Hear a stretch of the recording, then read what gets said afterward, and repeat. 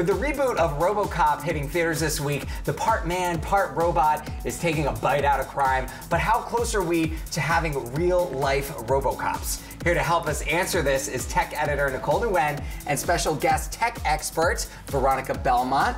Happy to have you ladies here. Hello. Veronica, welcome. Thank you. Let's talk bots. All right, well, as you know, the military has been using drones in its procedures for a really long time now. But we're starting to see some more mainstream machines. Every year, DARPA holds their robotics challenge in which teams compete to create the next humanoid battle-ready robot for a few $1 million prize. It's intense, big time. And while RoboCop paints a pretty dystopian picture of droid tech, today's robot makers are actually producing a range of less threatening models. US-based iRobot, which is best known for those Roomba vacuum cleaning robots. Oh, love those. Yeah. Ultimate and non-threatening, for sure. Lazy girl's dream. But they also manufacture a family of 4 law enforcement machines currently in use by government agencies worldwide. So where would we even see those used? Well, these models aren't humanoid like RoboCop, but iRobot's versions have been used in Afghanistan, at the Fukushima nuclear plant, in Japan, which is now disabled, and were deployed by the police during the Boston bombings. They're also being used for this year's Olympic Games. So rather than looking to replace police officers like they do in RoboCop,